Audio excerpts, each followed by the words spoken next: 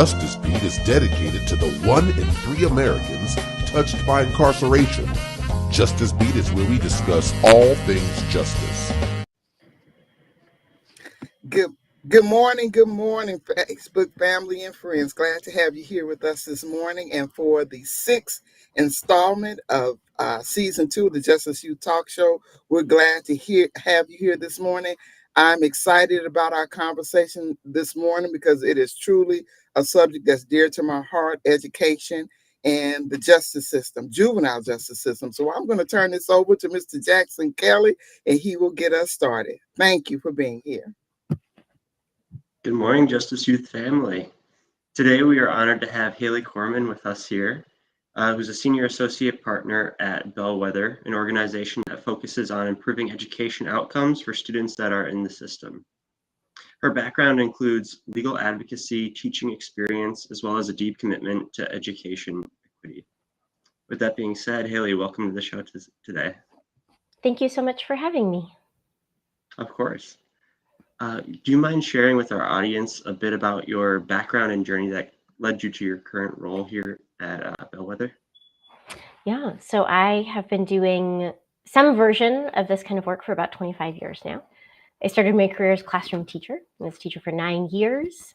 And then from teaching, I went on to law school here in Los Angeles. I then worked at a large law firm for a handful of years. I did some education, civil rights, impact litigation, excuse me, while I was there.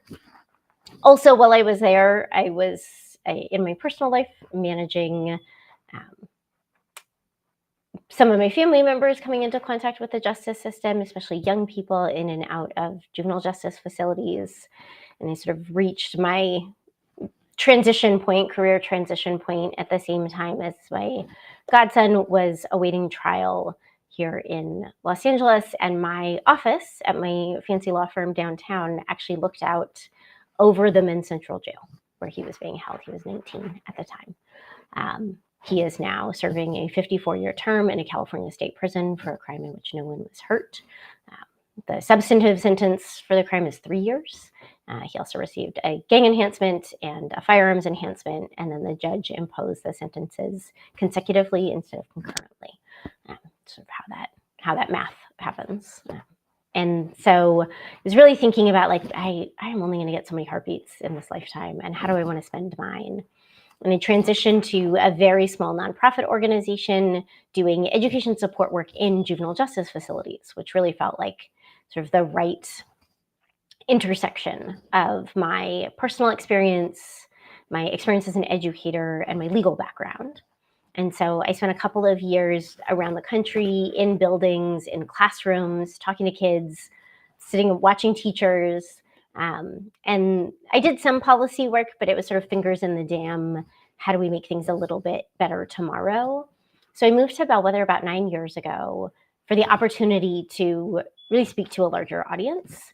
When we talk about juvenile justice education, or we might call it correctional education, it's not a new conversation. It's something folks have been talking about for a really long time, especially if you attended school in a secure facility or you know someone who has. But historically, it's been people talking to each other and not talking to, there's a much broader conversation around, excuse me, education reform. It's been going on for 30 years. Folks really thinking about how to better serve kids, especially those furthest from opportunity. But they're not talking to the people talking about correctional education, and the folks talking about correctional education really don't have space to learn from all of the lessons of the last 30 years of public education reform. To really see my role as trying to be a bridge in a lot of ways, to get stories out into the wider world and to get new knowledge in to those systems that are really coming into contact with young people and trying to best serve them. And when I think about sort of who I do my work for today, which is policy advising, it's research, it's writing, I think about someone I knew when I was a teacher. And he was a very good friend of mine, really thoughtful, progressive educator. He taught high school. And when I first started doing this work, I was sharing with him what I was going to be doing. And he said, Haley, I have had students in my class who've gotten locked up. And they come back a couple months later. And I never once thought about the school where they were. Like, I knew they were gone. I knew they were locked up. Of course there's a school there. Never even for a second did I think about what that school is like, who those teachers are, what is the instructional quality, is there any accountability, is it none of it. And so he's really the person I have in mind when I do this work, that person who really is committed to the well-being of young people, especially our young people who are most vulnerable and for whom these systems are totally invisible. And by design, they're meant to be opaque, they're meant to be out of sight. But how do I make them more visible for the people who want to know more and want to do more? Yeah, well, which is why we're especially happy to have you on here, so you can help shine a light on what those systems sort of look like for our viewers who may be a little less familiar with those types of systems. A common term that's kind of thrown around with regard to this sort of conversation that we're having is the school to prison pipeline. Do you mind explaining what that is for our viewers who may be unfamiliar with that? Yeah, I think there are many different, all correct ways that people think about the school to prison pipeline. The way that I think about it at the highest level is that we have policies and practices baked into our sort of education systems that ensure that there really is only one very narrow path to success. And it's very easy to fall off that path. It is very easy to transgress in a way that, sort of triggers a cascade of consequences that can very quickly land a young person in contact with law enforcement. And that is not to say that there aren't things happening in schools and behaviors that need interventions, but the intervention that a young person needs is rarely a guy with a gun. It is, young people need emotional support. They need their basic needs met. They have unmet mental health needs. They have unmet, social and economic needs. And a police officer is not the tool to meet those needs, but it is often how schools view, their toolbox, their intervention. And once you introduce law enforcement into an interaction, the school loses control over what happens next. And I think we have seen over and over again in any example you might imagine, law enforcement will escalate a confrontation rather than de-escalate a confrontation. And it often ends with a kid in handcuffs, a kid in front of a judge. And once you then enter that system, it is very, very hard to return to sort of a normal adolescent trajectory. Absolutely. And I think the presence of law enforcement within our school system has only maybe been reinforced over time, especially as we see an upward trend in incidents of things like school shootings happening. But I also definitely agree with your point in which how education is sort of painted as this sort of pathway out of things such as like conditions such as poverty. Whereas here in America, the educational disparities that exist sort of demonstrate that families with the most amount of needs maybe typically have the least amount of ability to sort of attain those resources. Mm-hmm. Yeah, I think that education certainly isn't the only thing we should focus on as we think about young people and families furthest from opportunity, as we think about communities that are destabilized. There are many, many things that people need and don't get enough of. And from where I sit, the work that I do, my little piece of the puzzle, for a lot of young people who that is their reality, they have no other cards to play. But if we can give them a high quality education experience, we give them one card to play. And that's something that can't be taken away from you. That's something you can't lose. That's something that can't be fined away. That can't, you get locked up, you've still got that. And it gives you access to all other kinds of learning, right? So if you've got the foundational skills, you then have some autonomy and independence about the direction in which you decide to take that. Again, that is not enough against all of the forces that are acting against a young person and a family, but it's better than nothing, and it is something we can do, and it's something I can do, and so I see that as one really essential piece of the puzzle, but it is certainly not it's not magic beans. It doesn't solve every problem. Yeah, absolutely. It absolutely does that, unfortunately. Could you describe some of the key initiatives or projects that you've been involved with when it comes to system-involved students as part of Bellwether?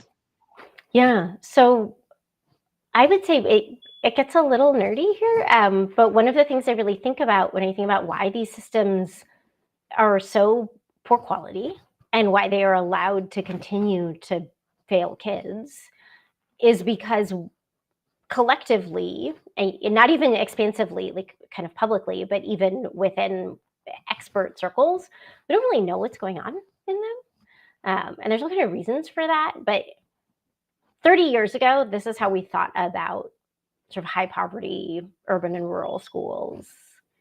Oh, wow, things are really tough. Those kids have it rough and the teachers are trying hard. And what do you really expect them to do?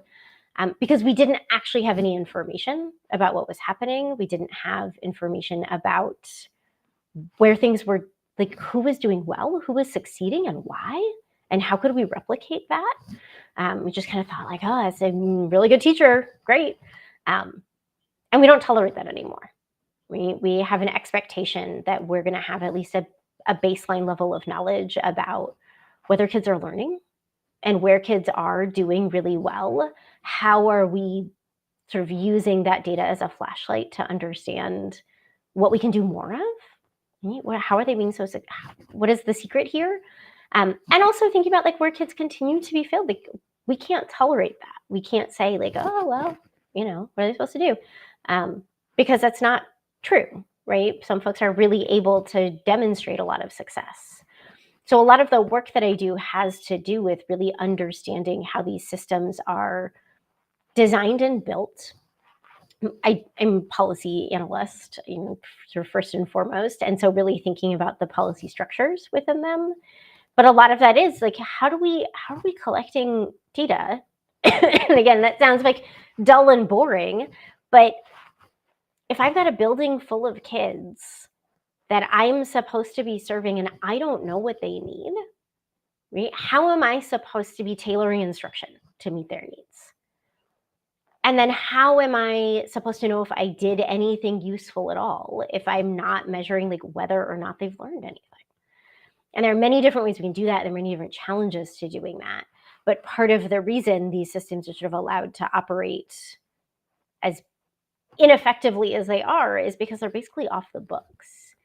It's not even that we're like not analyzing the data thoughtfully or we're not asking the right questions. We don't even collect the data.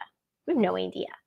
And you walk into a building in most places and ask people like, how many of your students here are reading at grade level? And most people wouldn't be able to tell you the answer. They couldn't find the answer. You can't look up the answer. We don't know. Probably very few of them, but we don't actually like, I can tell you all of these things. A school leader can tell you all these things. I'm also going to tell you, like, I don't think you should take my word for it. I should be able to show you exactly what we're doing well and what we're not, and where we need to put more resources and where we need to sort of intervene and where we see success, right? What are the really strong programs that we should be thinking about how to replicate? What can we learn from them? What can we do more of? So my work is really focused on helping. Right now, the like foundational question is like, what is going on? Me and how do we solve a problem we can't even yet name?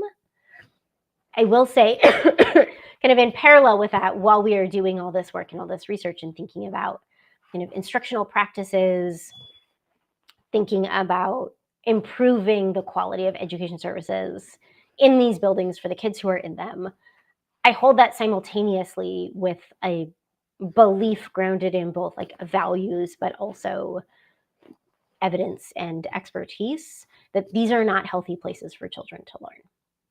There is not a way to design a school for kids who are confined that is going to provide them with the same healthy education opportunity that they would have if they were in a community-based setting.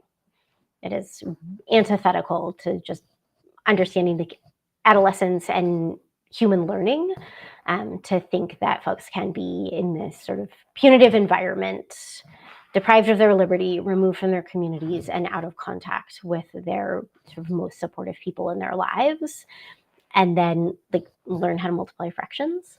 It is fundamentally by design. These are not places that can become really high quality learning environments. But that doesn't mean we say like, so we're not going to do this work, right? There are kids in the buildings today. How do we best serve them? How do we make that as high quality as it can be? Because while I am encouraged by reductions in numbers of incarcerated youth population that we have seen over the last 10 or 15 years, we're not down to zero. I don't think we're going to get to zero in my lifetime.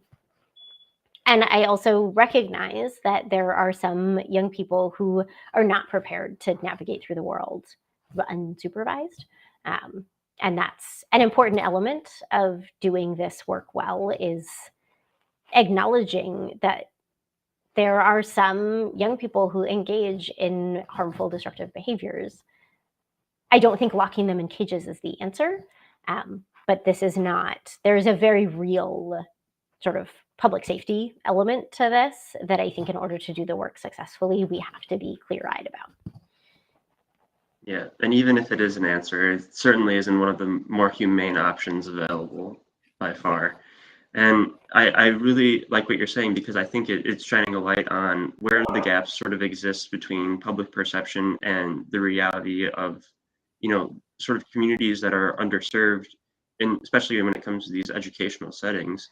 Because, since there is no data collected, although it's, maybe not the most interesting or entertaining process itself, it is very important, because when no data is collected, it sort of gives way to sort of stereotypes to be like maintained over time.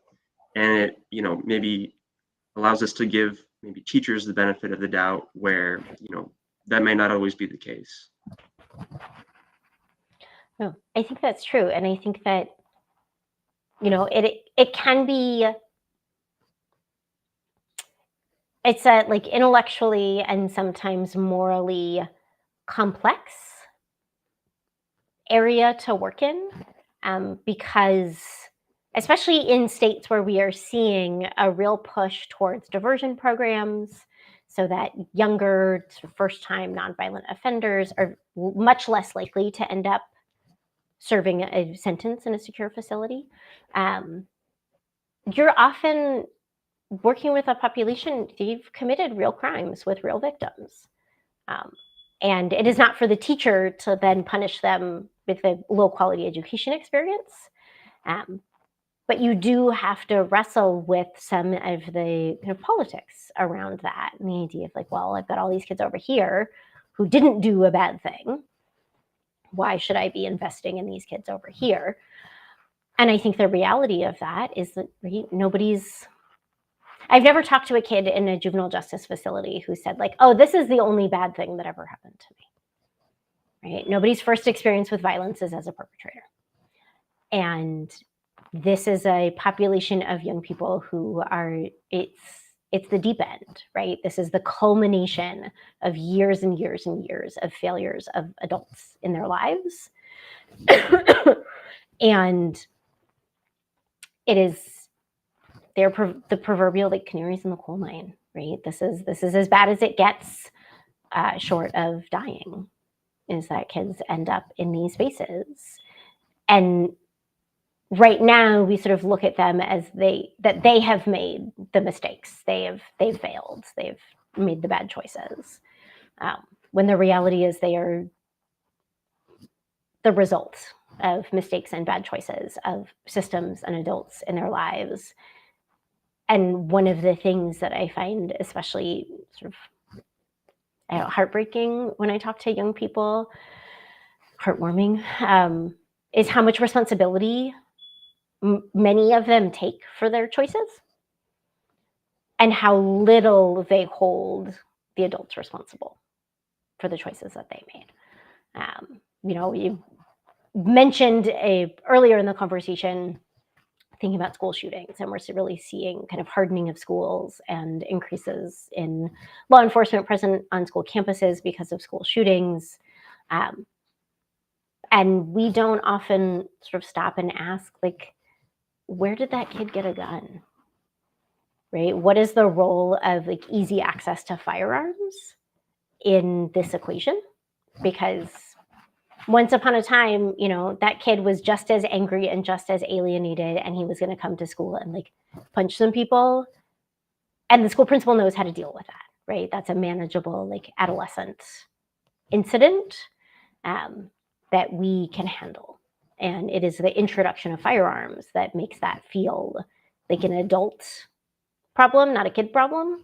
But the kid hasn't changed, right? It is the easy access to firearms. And how did that happen? And whose failure is that? Because it's not the 15-year-old. It's a much different conversation. But I just think that there are choices that adults have made that they get to be immunized from being accountable for. And it's often not an individual adult. Sometimes it is. But the young person is very much expected to be sort of accountable, remorseful, take responsibility for the choices they made when sometimes they had only bad choices or no one was there to help them access what we adults would say is the better choice. Yeah, absolutely. And I think you bring up an excellent point, and it reminds me of personally of reasons why I'm so very happy to be working in the mental health field and being a future practitioner. Currently, I work with children diagnosed on the autism spectrum, and part of my work involves teaching and coping skills so that they have outlets to use, and while that does sort of acknowledge the personal responsibility piece, we also at times work with families and teach them, hey, in this setting, you may be reinforcing certain behaviors by doing this. So it's important to acknowledge that and try to sort of reframe how we address this sort of behavior and these challenging behaviors. Yeah, I think there's, the other piece of this that is, you've got to hold both truths simultaneously, is that, I believe that adults care for their children and communities care for their young people and want them to live good lives in a good world. And not every parent and not every adult treats their children well. And both of those things are true.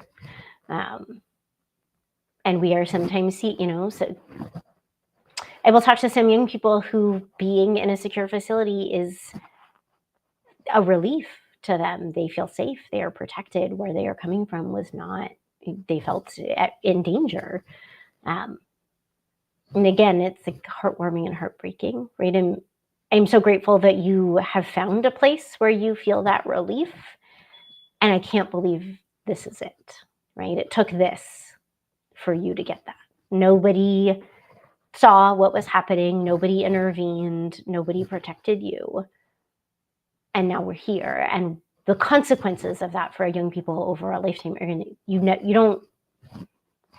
you can build a good life out of that, but you don't recover from it, right? It is just a bad thing that has happened to you. It's never going to be okay. You're never going to I am not of the mind of it builds character and you're stronger because of it and you're so grateful for it. It's just a bad thing that happens, and the best you can do is find those lessons in it.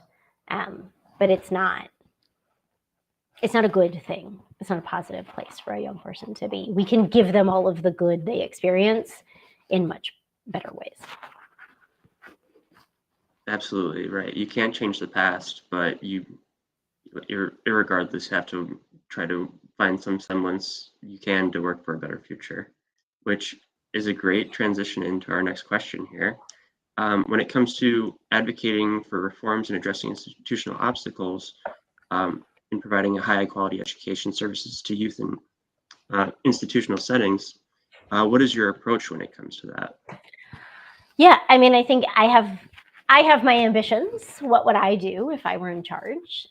But we typically work and that's what I'll do when I do like field-facing research and writing, talk about what the evidence tells us. But a lot of the work that I do is in partnership with a client who is often a direct service organization or a public agency. And so we are working with them, and we can say like, here's what it should be, but they have to start from what it is. And they have to be thinking through all of the questions about like what's politically feasible, what do we have resources for, what can we actually implement, how do we actually sustain this over time. And so that can look very different in different places. And what I try to do in those client engagements is just to help people feel energized about the possibility, find sort of collaboration with one another, and build that kind of forward. There's like the policy work on paper that we do of like, instead of doing it this way, do it this way, change your procedures, change this, change that. Parallel to that is the relational work of helping all of those people in that place understand this is a really sort of long runway that they've got to, we're at the start of, and we can kind of help you moving. But as consultants, like, we leave at the end of the contract, and what we need is to have a community of people who are in relationship to one another and who feel committed to the work moving forward. It also just looks very different in different places, serving different people who may hold different values. There are some places that have young people held in like very large kind of congregate care facilities, 100, 200, 300 kids. There are other places that really prioritize much smaller placements where they've got fewer than 10 kids together. So reforming systems looks quite different. If you've got 300 kids, you probably have half a dozen teachers, you've got a math teacher, you've got a reading teacher. If you have 6 kids, it's one room schoolhouse style. And so you've got to figure out like what does that mean for delivering like high quality education services? There are also differences between short-term and long-term facilities. And short-term and long-term I use to describe the sort of design of the facility, the intention of the facility. In short-term facilities, they are meant for young people kind of pre-adjudication. So you've been arrested, it's before you have been adjudicated and kind of received a placement. But some young people stay in what's termed a short-term facility for several months and sometimes even years, based on the nature of their case and what they might be sort of contesting with the courts. And so, but a short-term facility is often serving young people for weeks at a time. You'll come in on any given day. You could leave 2 days later, 2 weeks later, 2 months later. We don't know. The teacher doesn't know. You don't know. The judge doesn't know. And then a long-term facility is in a very different environment because they typically, they're still receiving and losing kids sort of day over day. But usually when a kid arrives, I know that they'll be here 6 months or 2 years, and I can plan instruction accordingly. So that's also has a lot of variation. But I really see myself as kind of the critical friend and the nudge and sort of a holder of a vision, while also being pragmatic and being practical about what can we do in the next 6 months or the next year or the next 18 months that is going to help you all move this forward and then sustain it over time. Yeah, absolutely. And in your experience when working with these individuals, what are you noticing are some of the maybe most significant challenges faced by those students in accessing that quality education maybe in the first place? In the first place, you mean before they come to the facility? I would say maybe before and after, and maybe while in the facility. Yeah, I would say one is it's under-researched, but I have a hypothesis just from talking to young people. that for the most part, experiences with academic failure are often the thing that tip a kid into the kind of behavior that brings them into contact with law enforcement. That if I am struggling with the content of my classwork and I'm not getting the help that I need, right, it is much easier to get kicked out of class than to be asked to read out loud. And if I can get suspended, even better. Right? And that sort of early misbehavior is often perceived as like, well, it's because you're playing around that you aren't keeping up with the work, when in fact it's the causal relationship runs the other way. I can't do the work, and so I play around. Excuse me. Because I want to distract you, and I want to get out of this situation. And so I think it's those like really early experiences with school failure that begin to set kids up for the school to prison pipeline. Then we respond to it by sending you to the principal's office. We said, oh, here's the school resource officer. Here's, he won't stop talking. Can you get him out of my classroom? And so I think like there's a really like primary intervention very early, and this sort of updating of orientation in our schools. We are seeing that early misbehavior, right? To be open to the possibility that it is because there's an academic intervention that kid needs and is not getting. And so I think that's one piece of it. When I talk to young people in facilities, one of the questions I always ask is, when is the last time you remember going to school every day? And the answer is usually 5th or 6th grade. And so kids they've not been attending school. They've got gaps of 3, 4, 5 years by the time they're even in the building. You get tremendous skill gaps. I think one of the policy challenges that we've got to reckon with is that we work in an ecosystem where the rules demand, with good reason, that kids in secure facilities are receiving grade level instruction. So if you are in 10th grade, we're in whatever state we're in, we're supposed to be reading The Grapes of Wrath.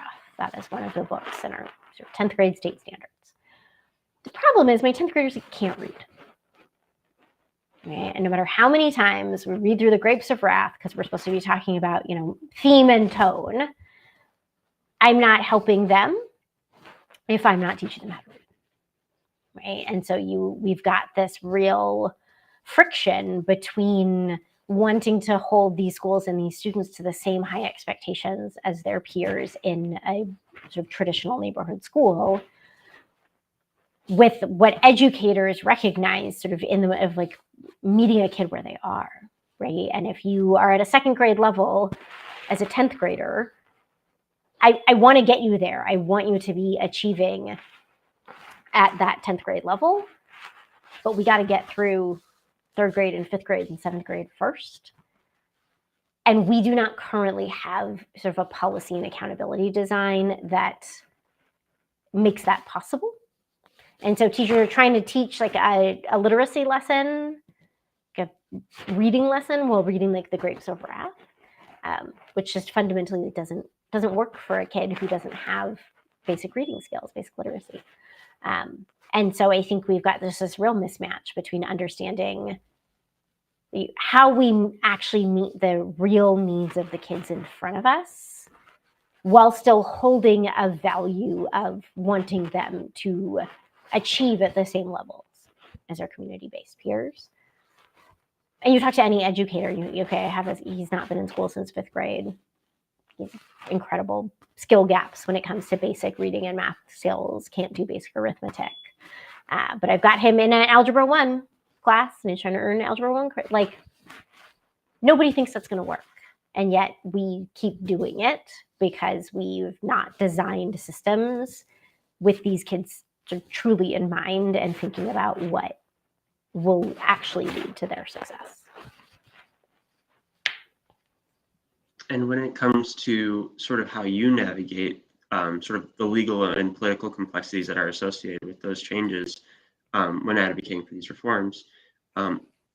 What I imagine you have a myriad of lenses that your background offers you when it comes to that sort of process. And so what does that process look like for you when you're trying to understand it? Yeah.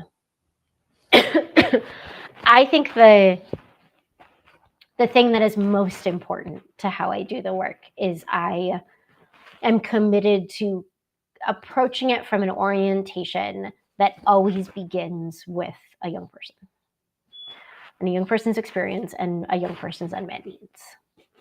And the primacy of that in thinking about, if I am working with a client in a specific place trying to solve a specific problem, we begin like, what problem are we trying to solve for whom? What problem are young people experiencing in this? What is their unmet need?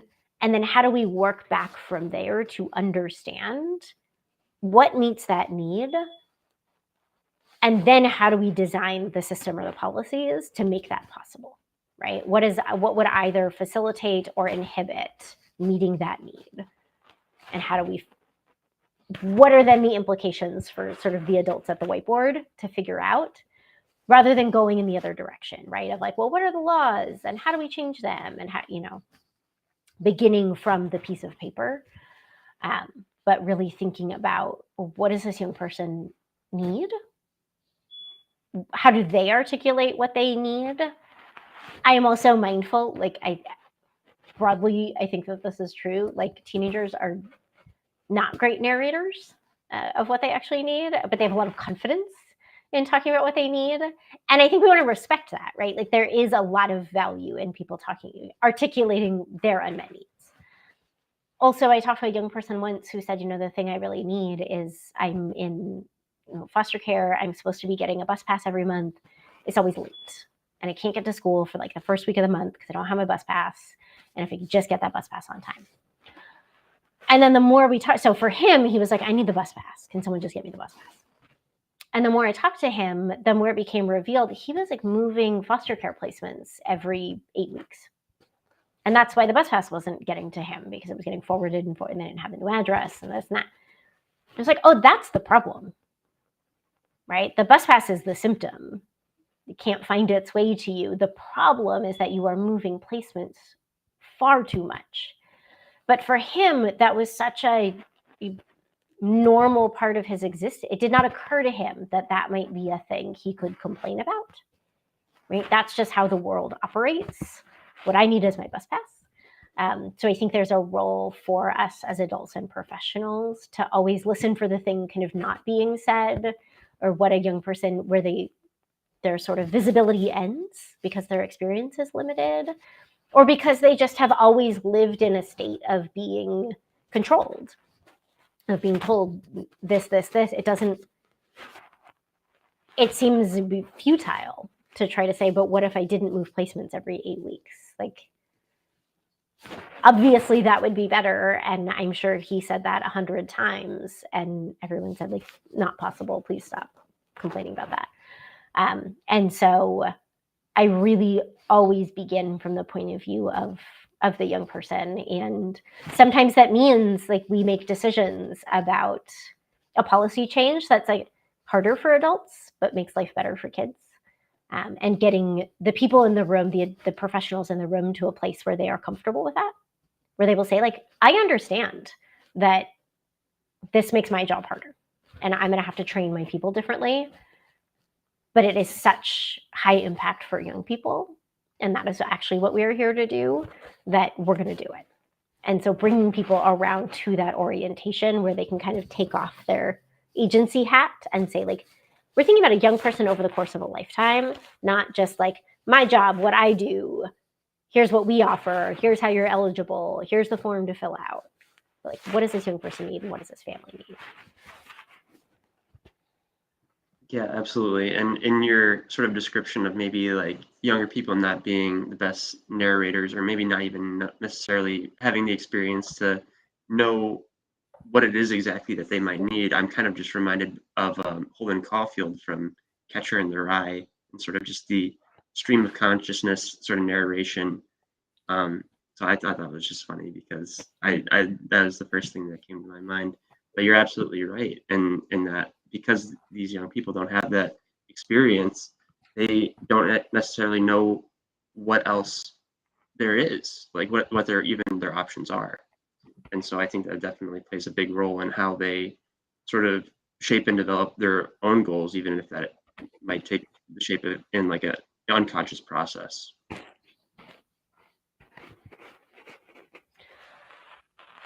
I'm also curious to hear about some of your success stories in working with clients, both at Bellwether, maybe even beforehand. I know there was a pretty big court case that you had worked on previously while you were an attorney, Reed versus, what is it? Reed versus, if you could Reed versus State of California. Yep. Yes, that's the one. Mhm. Yep. Yeah, that was sort of long before I was doing this work. Reed was, so we brought this case, it was plaintiff's counsel along with the ACLU and public counsel. And the case was, we were suing the school district on behalf of students in Los Angeles middle schools that had seen teacher layoffs in the amount of like 50, 60, 70% of their teachers in 2 years in a row. And the sort of premise of the case, we know that as teachers gain seniority, they migrate to higher achieving, wealthier, whiter schools, well documented. So then lower achieving, less white, higher poverty schools are where your brand new teachers get slotted in as the district is hiring. So when you do a reverse seniority layoff, well, where are all those new teachers? Right? They're really concentrated in some of your highest need schools.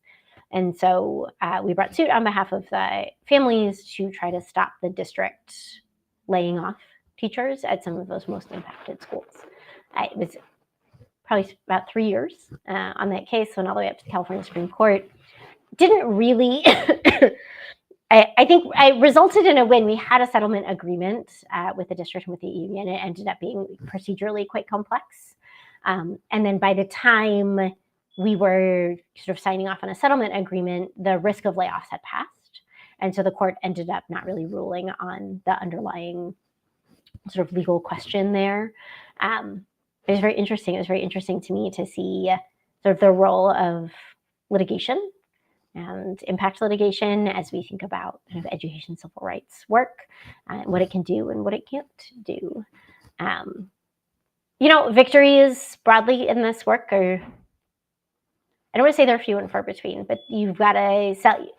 It is, to do this kind of work, you have to become comfortable with incremental wins. And to recognize it is one small piece of a much bigger and longer struggle, and that we can only do what we can, but we can do what we can. And so being able to support leaders across the country to change their orientation and begin to make some policy changes and some shifts in the way that they think about education services for young people in custody, getting some like legislative and policy wins.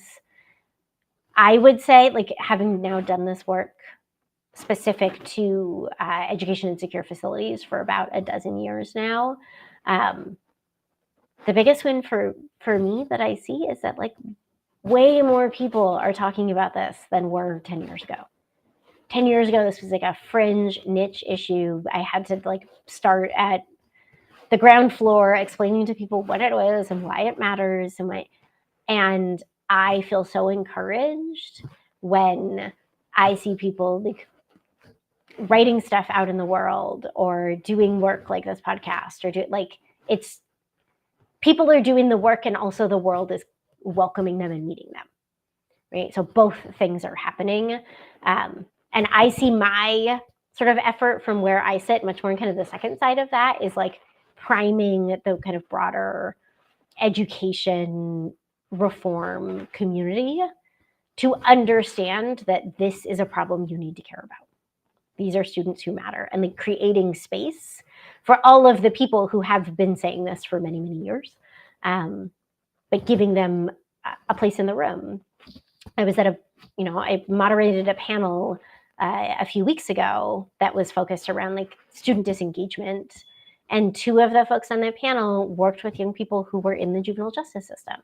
And then we had the district superintendent there. And that's not a panel we would have had 6 years ago.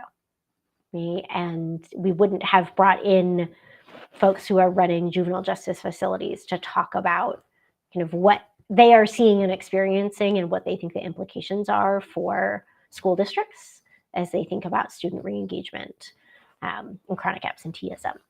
And so, like, to me, it's hard to measure, but that broader cultural shift around, you have understanding for, education reform folks in all sorts of forms. But when you talk about education equity and you want to say, like, all students and students furthest from opportunity, that's these kids. And I don't tolerate folks being like, oh, well, somebody else is going to figure that out. They'll go to alternative schools. They'll go, okay, and now what, right? How do we think about how we make those environments high quality? How do we think of that? One of the things that really sparked me to sort of go in this direction, 20 years ago, I was reading an interview with a charter school leader who had led some high-profile school turnarounds, one of them in LA Unified, the big high school.